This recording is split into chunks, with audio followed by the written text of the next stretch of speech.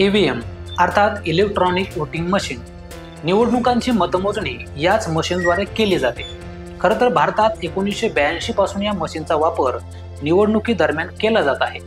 नुकत्याच पार पडलेल्या विधानसभा निवडणुकीत देखील ईव्हीएमचा वापर करण्यात आला होता।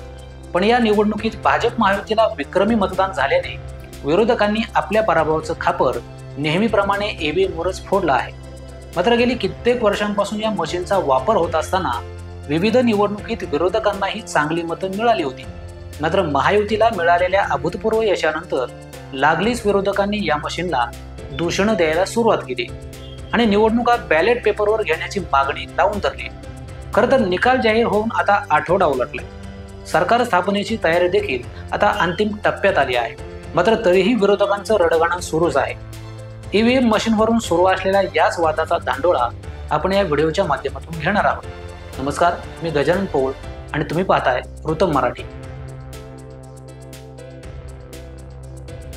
तर यंदाच्या विधानसभा निवडणुकीत ईव्हीएम मशीनचा गैरवापर करण्यात आला असा आरोप विरोधी पक्षातील नेते करत आहेत। या ईव्हीएम मशीनवर आक्षेप घेणारी एक याचिका देखील सर्वोच्च न्यायालयात दाखल करण्यात आली होती। मात्र सर्वोच्च न्यायालयाने ती फेटाळून लावत विरोधकांनाच फटकारलं आहे।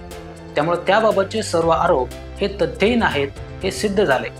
पण तरीही ईव्हीएम बाबत मोठं जनआंदोलन उभारणार असल्याचं विरोधकांकडून सांगण्यात येते।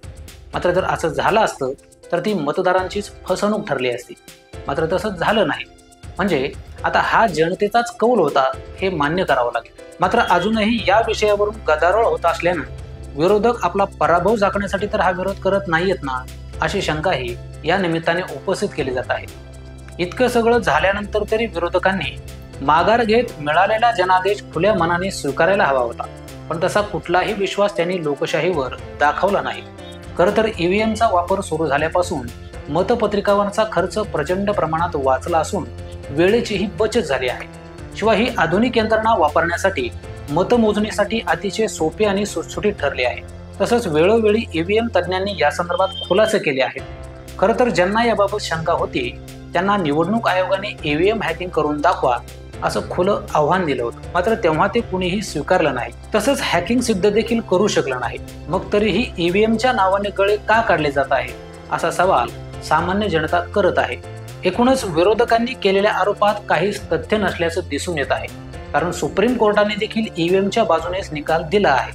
त्यामुळे विरोधकांनी जनतेचा निकाल मान्य करून लोकशाहीच्या भावनेनं ईव्हीएमच्या प्रणालीची परिणामकारकता आणि सचोटी ओळखून पुढे जायला हवं। कारण जेव्हा आपण प्रक्रियेवर विश्वास ठेवतो तेव्हाच लोकशाहीचा विजय होत असतो। तेव्हा आता विरोधकांनी ईव्हीएमचं रडगाणं आळवणं बंद करणंच योग्य राहील। तर विरोधी पक्षातील नेत्यांनी ईव्हीएम मशीन संदर्भात जे आरोप केले आहेत याबद्दल तुम्हाला काय वाटतं ते कमेंट करून जरूर सांगा आणि असेच माहितीपूर्ण व्हिडिओज पाहण्यासाठी वृत्तम मराठी न्यूजला सबस्क्राईब करा।